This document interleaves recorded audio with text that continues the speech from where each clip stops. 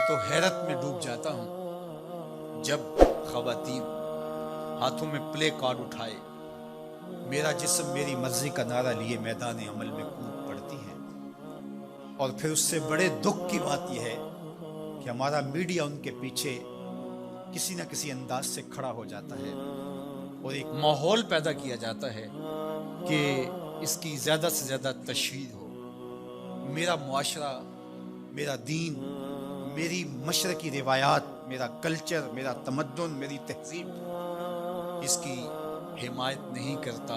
میرا دین تو مجھے اس بات کا سبق دیتا ہے، میری بہن کو، میری بیٹی کو، میری ماں کو، میری بیوی کو میرا دین یہ سبق دیتا ہے کہ وَلَا تَضْرِبْنَ بِأَرْجُلِهِنَّ لِيُعْلَمَ مَا يُخْفِينَ مِنْ زِينَتِهِنَّ، کہ وہ اتنے زور سے قدم بھی نہ رکھیں کہ ان کے پاؤں میں پڑے ہوئے پازیب کی چھنکار غیر مرد کے کانوں تک پہنچے۔ جو اسلام اپنی شہزادیوں کے پاؤں میں پڑے ہوئے پازیب کی جھنکار بھی غیر مرد تک جانے سے روکتا ہے، تو کیسے گوارا کیا جا سکے کہ ٹھمکے لگا کے عورتیں ہاتھوں میں پلے کارڈ اٹھائے بلند آواز سے نعرے لگا رہی ہوں اور جو ہے وہ دھمک دھمک کر کے جو ہے وہ اپنے حقوق مانگ رہی ہو۔ تم حقوق کس سے مانگتے ہو؟ محمد عربی نے تمہیں 14 صدیاں قبل حقوق دیے،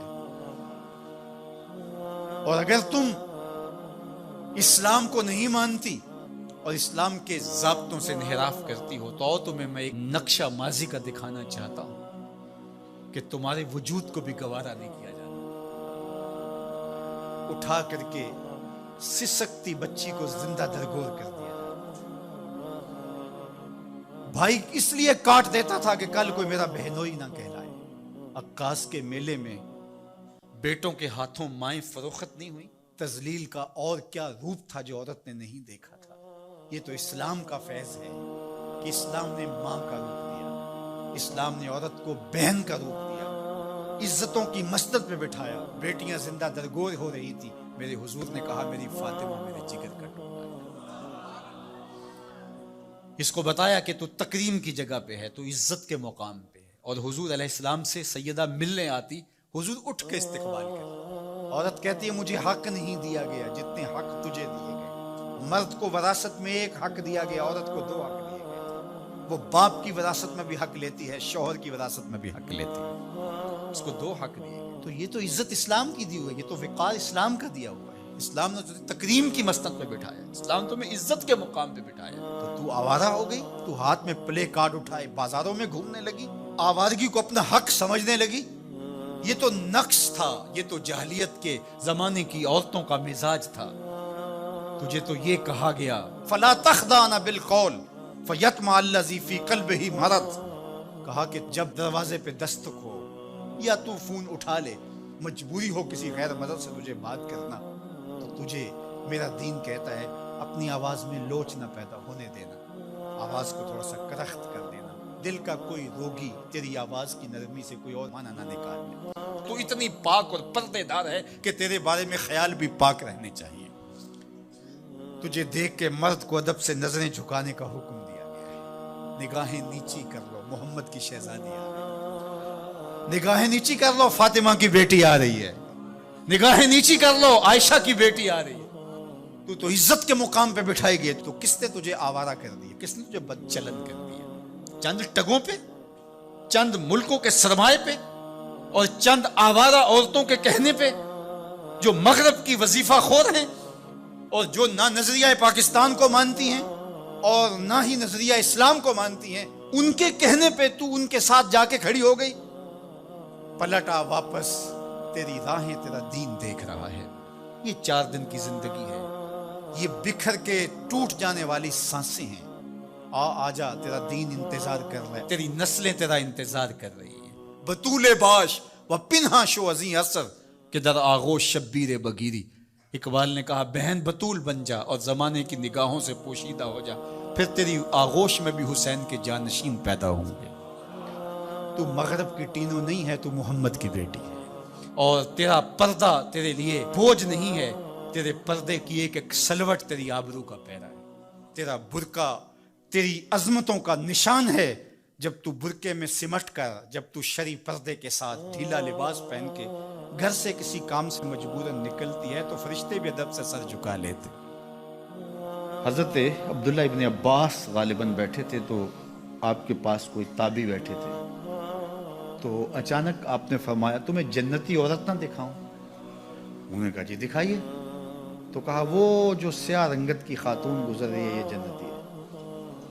تو انہوں نے کہا وہ کیسے؟ کہا ایک دن یہ حضور کے پاس آئی اور آقا کریم سے کہنے لگی حضور میرے لیے دعا کر دیجیے، مجھے مرگی کے دورے پڑتے تو میں گر پڑتی ہوں، تو آپ میرے لیے دعا کر دیجیے میں اس بیماری سے بچ جاؤں۔ تو اللہ کے محبوب علیہ السلام نے فرمایا اگر تو صبر کرے تو تیرے لیے جنت کا وعدہ ہے، آپ کہو تو میں دعا کر دیتا ہوں تم ٹھیک ہو جاؤ گے، لیکن اگر تم صبر کرو تو جنت کا وعدہ ہے۔ تو اس نے کہا ٹھیک ہے مجھے منظور ہے، جنت وعدہ ٹھیک ہے، لیکن جب میں گرتی ہوں تو میرا پردہ کھل جاتا ہے، عورت ذات ہوں، چلو ٹھیک ہے بیماری رہے گروں بھی لیکن اتنی دعا تو کر دیں کہ پردہ نہ کھلے۔ تو اللہ کے محبوب نے فرمایا ہاں یہ دعا میں کر دیتا ہوں۔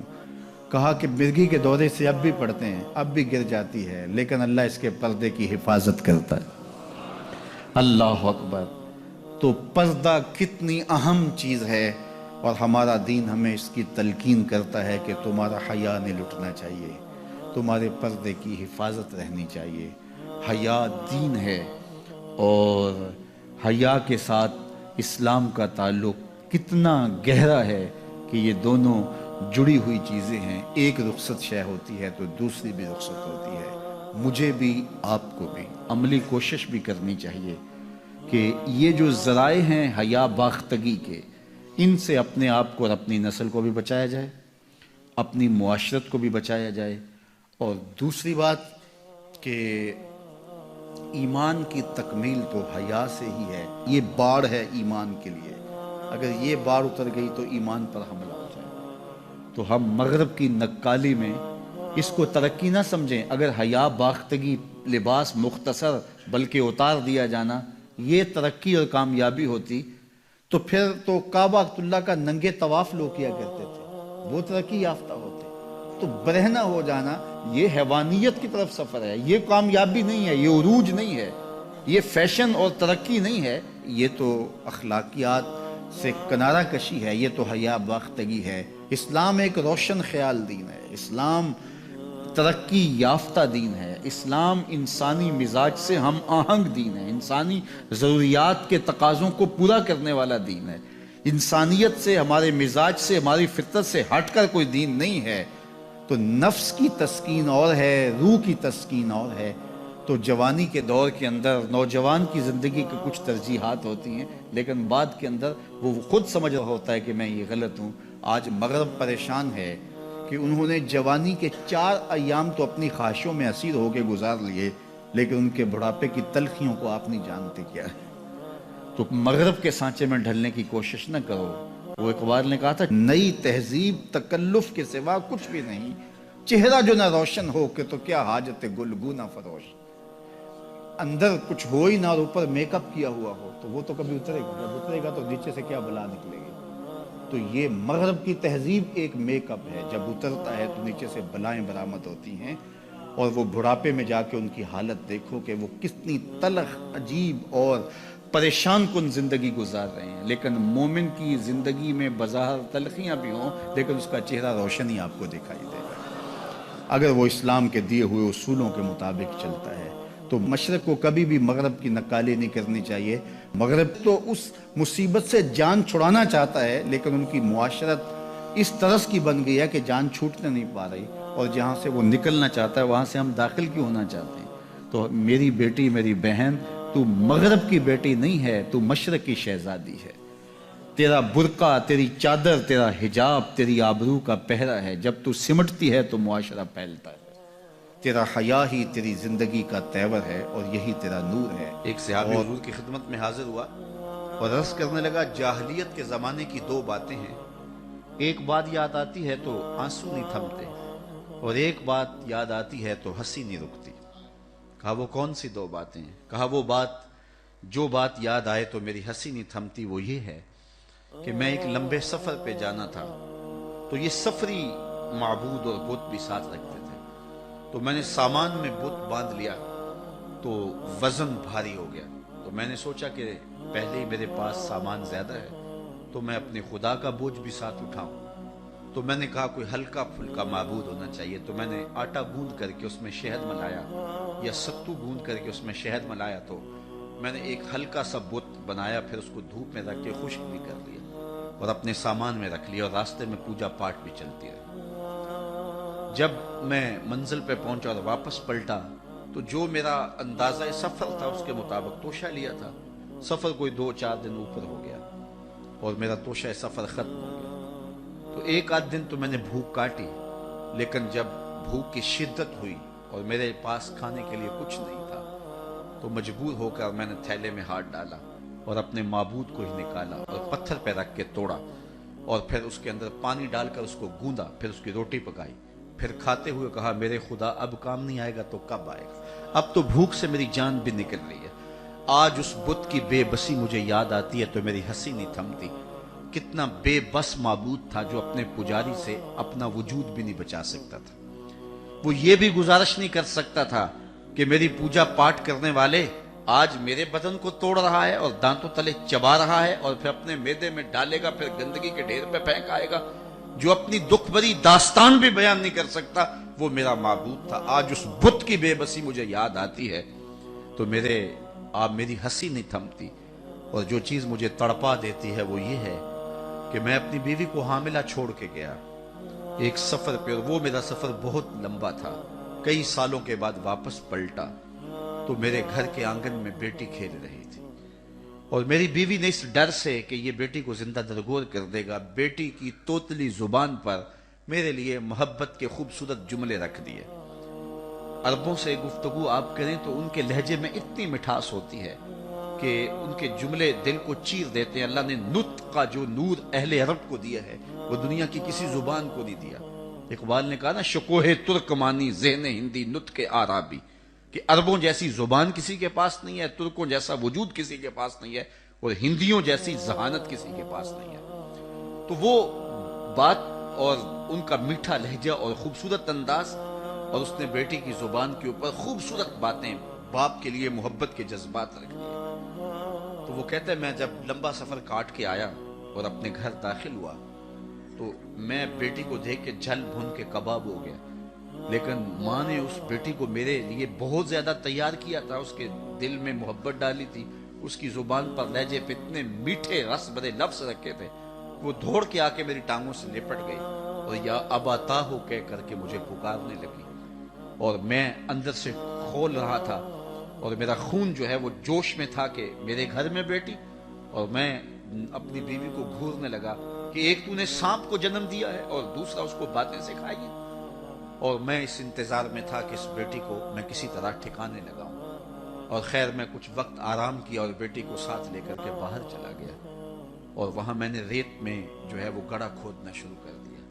میری بیٹی کو میرے سے اتنا پیار تھا، اتنی محبت تھی کہ جب میں تھکن سے چور ہوتا اور میرے ماتھے پہ پسینہ آتا وہ آگے بڑھ کے اپنے دامن کے چلو سے ماتھے کا پسینہ صاف کرتی، اور میرے دل میں کوئی نرمی اس کے باوجود پیدا نہ ہوتی، اس سماج کی جھوٹی رسموں میں ایسا جکڑا ہوا تھا، اور اس بیٹی کے لیے میرے دل کے اندر اتنی نفرت تھی کہ میں اس کو بہت جلد صفحہ ہستی سے مٹانا چاہتا تھا، لیکن اس بیٹی کو پتا نہیں تھا کہ یہ سب کچھ کیوں ہو رہا ہے، ستم کوشیاں ہیں، کرم کاریاں ہیں، بس ایک دل کی خاطر یہ تیاریاں ہیں، اسے نہیں پتا تھا یہ گڑھا کس کے لیے کھودا جا رہا ہے۔ خیر جب میں نے گڑھا کھود لیا اور میں گڑھے سے باہر آیا تو میری بیٹی کے چہرے پر طمانیت کے آثار آ گئے کہ میرے باپ کی مشقت ختم ہوئی، لیکن اسے نہیں پتا تھا کہ اب مشقت کس کی شروع ہونے والی ہے، اور میں نے اس کو دھکا دے کے اوپر سے ریت انڈھیلنا شروع کر دی۔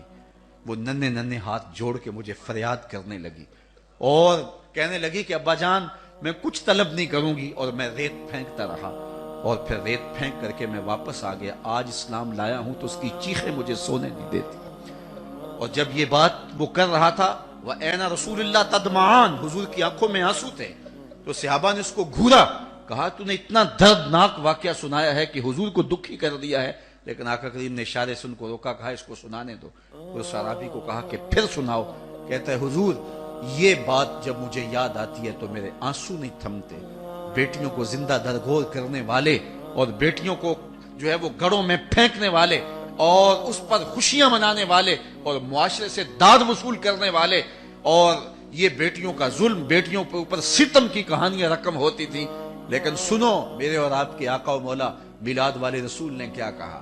جب حضور تشریف لائے اور بیٹیاں زندہ درگور ہو رہی تھیں، حضور نے ایک جملہ ارشاد فرمایا.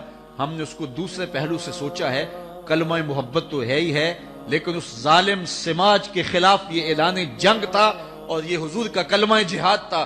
حضور نے اس زمانے میں کہا جب بیٹیاں زندہ درگور ہو رہی تھیں کہ بیٹیوں کو زندہ درگور کرنے والے سن لیں، میری بیٹی فاطمہ میرے جگر کا ٹکڑا ہے. تو یہ دنیا کے سامنے حضور کا اعلان جہاد تھا.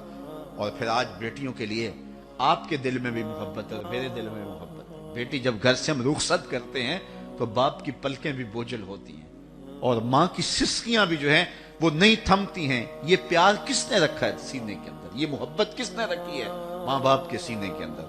میں گجرانوالہ مارکیٹ میں ایک دن گزر رہا تھا تو میں نے ایک بوڑھے شخص کو دیکھا جس نے اپنی کمر پہ بوریاں لا دی تھی.